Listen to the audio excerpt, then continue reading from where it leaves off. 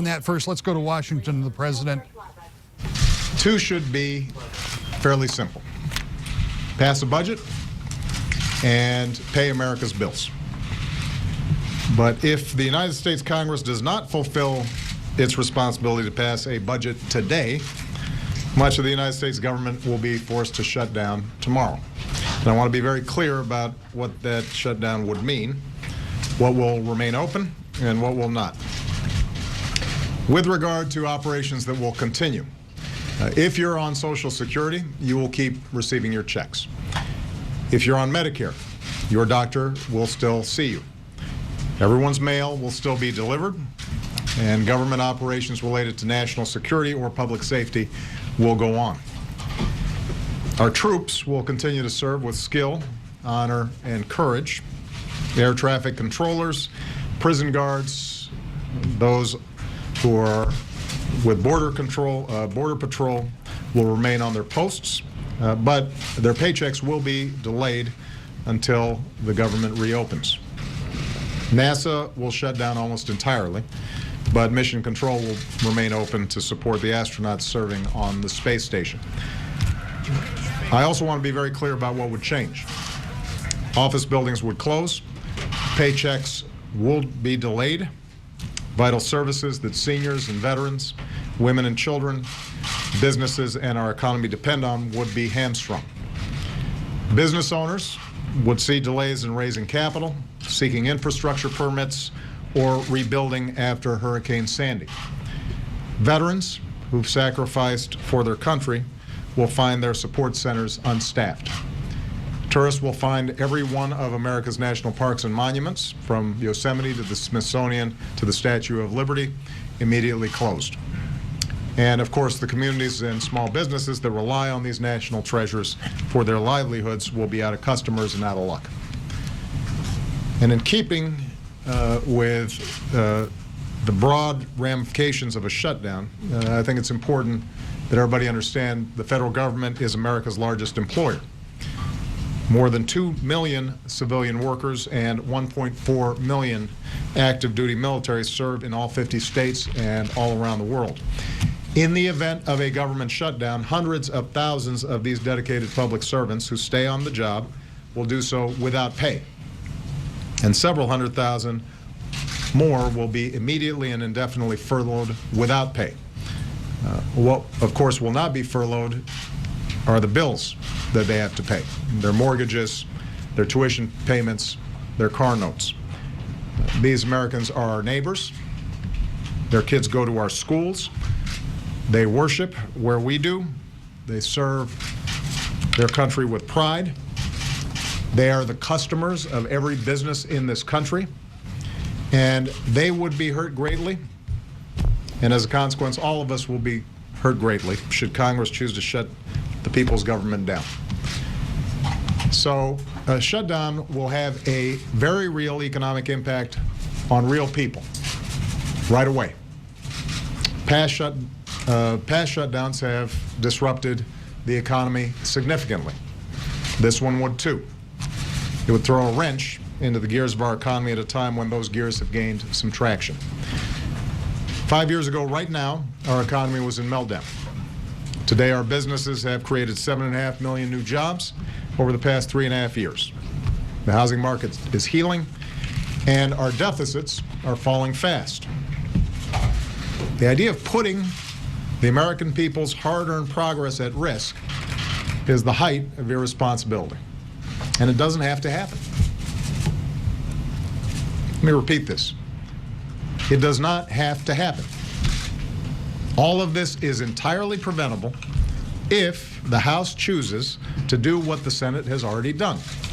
And that's the simple act of funding our government without making extraneous and controversial demands in the process, the same way other Congresses have for more than 200 years. Unfortunately, right now, House Republicans continue to tie funding of the government to ideological demands like limiting a woman's access to contraception or delaying the Affordable Care Act, all to save face after making some impossible promises to the extreme right wing of their party. So let me be clear about this.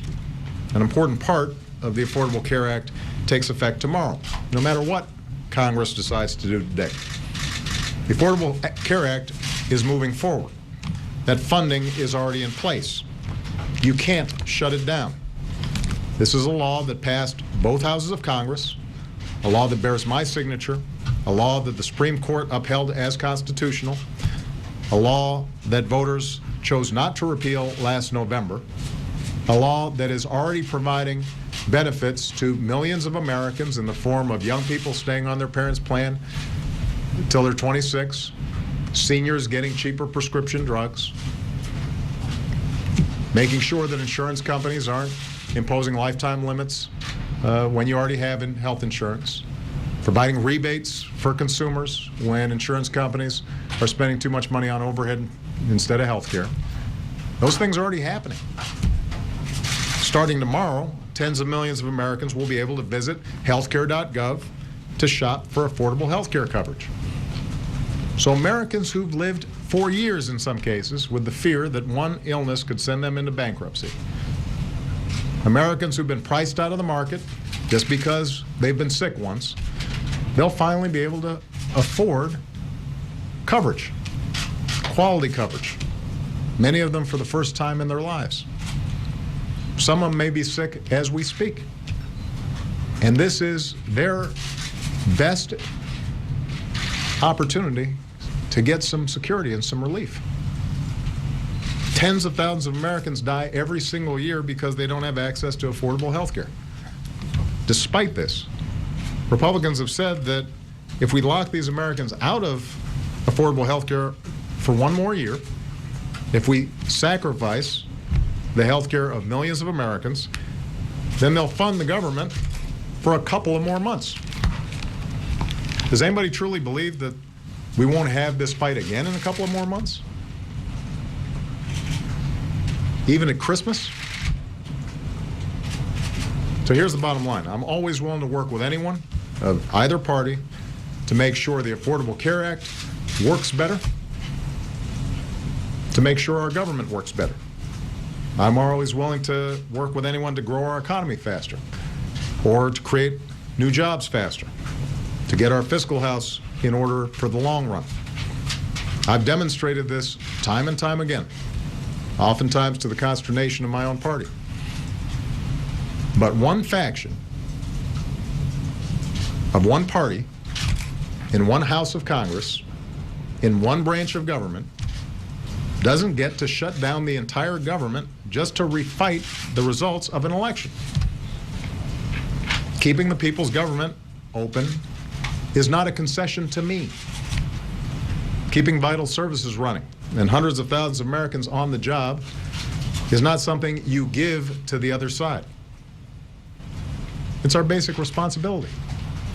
It's something that we're doing for our military and our businesses and our economy and all the hard-working people out there, the person working for the agricultural department out in some rural community who's out there helping some farmers make sure that they're making some modest profit for all the hard work they're putting in. They're the person working for HUD who's helping somebody buy a house for the first time. There's somebody in a VA office who's counseling one of our vets who's got PTSD. That's who we're here to serve. That's why we're supposed to be carrying out these responsibilities. That's why we should be avoiding this kinds of constant brinksmanship. It's something that we do in the ordinary process of this extraordinary system of government that we have. You don't get to extract a ransom for doing your job, for doing what you're supposed to be doing anyway, or just because there's a law there that you don't like. The American people sent us here to govern.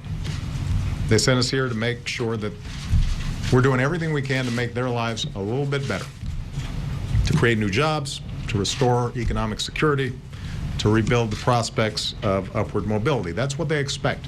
And they understand that there are differences between the parties. And we're going to be having some tough fights around those differences. And I respect the fact that the other party's not supposed to agree with me 100% of the time, just like I don't agree with them.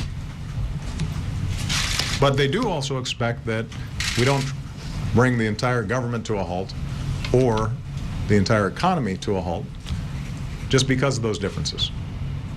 And that's what they deserve. They've worked too hard for too long to recover from previous crises just to have folks here in Washington manufacture yet another one that they have to dig themselves out of. So Congress needs to keep our government open, needs to pay our bills on time, and never ever threaten the full faith and credit of the United States of America. And time's running out.